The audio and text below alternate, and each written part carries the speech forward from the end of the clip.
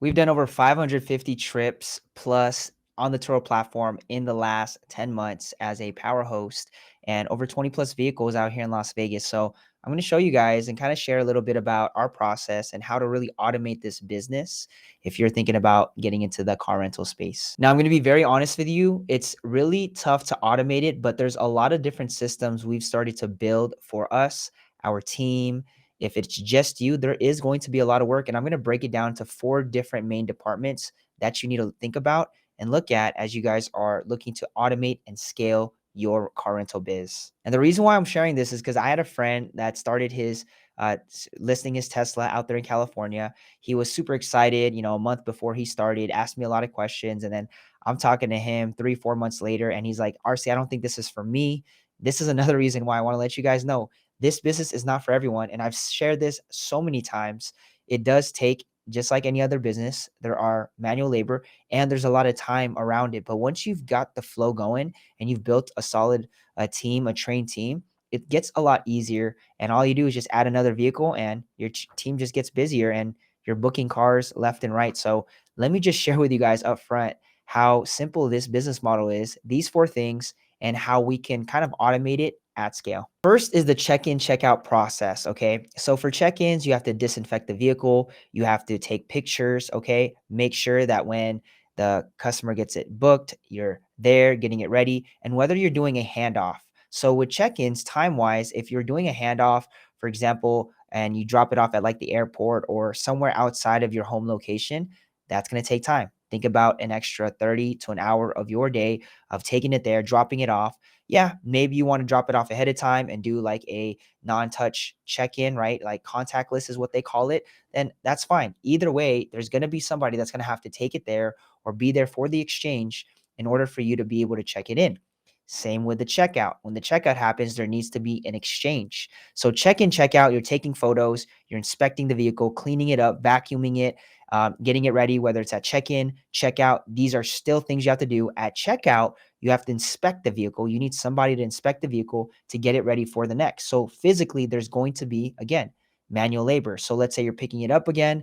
That's another 30 minutes to an hour, taking it to home base, inspecting it. Then you have to clean it up, get it vacuumed, inspect it, fluids, everything. Okay, so there's a time thing to this. So again, how are we going to automate this? And I'm going to always tell you guys, it's training one person that can do it. That's really it. If you're not going to do it, you're going to have to train somebody to be able to teach them the check-in and check-out process, which is simple.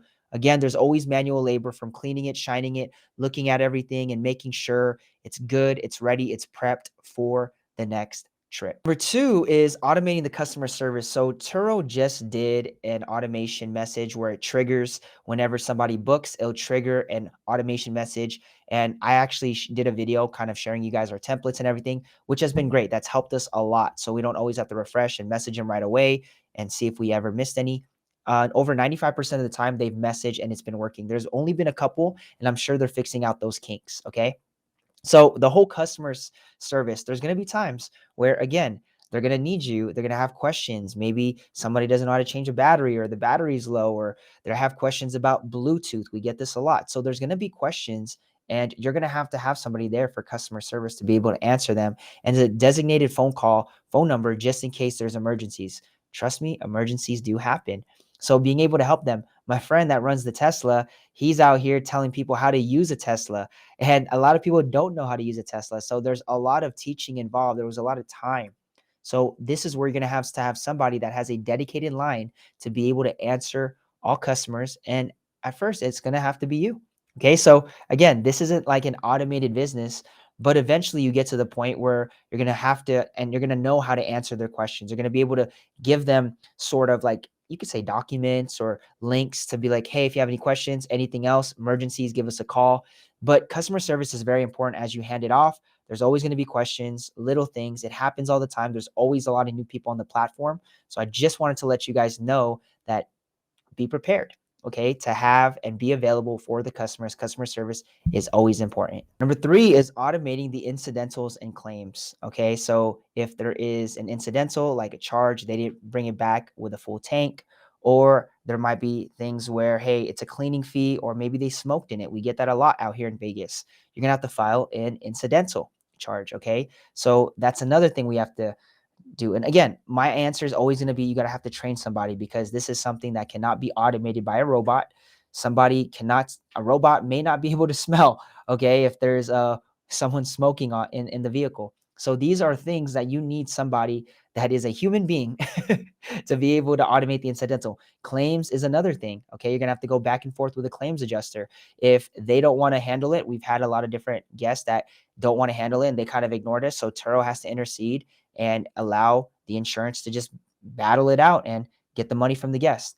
This has happened several times in the process of getting money from the guest. Again, this is another way to be able to cover both us as the guest or as a host and them as the guest.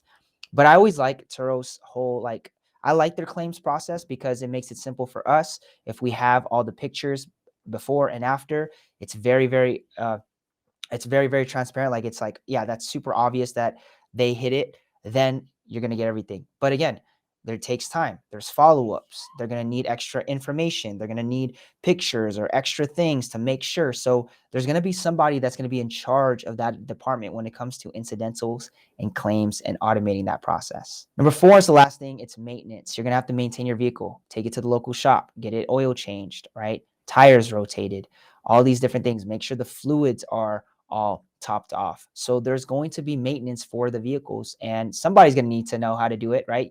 Getting new tires, the wear and tear on the vehicles. These are, again, other things that need somebody to run that. And maybe you want somebody, one person, maybe you guys are balling out, you're making a lot of money and you want to automate this fully. Well, I'd have at least, one person learn all 4 of these and you got somebody that's running an all out biz. Okay. Maintenance is a big one. There's so many ways to do it. You got to make sure that your cars are maintained. You're checking mileage, knowing when's the next oil change, how many miles. We got all that, spreadsheets, different things to just keep it organized. And we have someone that's manually doing all that to make our process easy to know that they have to go out there and get it oil changed after the next trip. So how do you automate this? The best trained team wins. That's my motto, training somebody. If it's not you, it's going to be somebody else you're going to have to pay. So if that is not your forte, knowing how to lead people, manage people, or train people, well, it's going to have to be you as the solopreneur, as the independent contractor. Okay.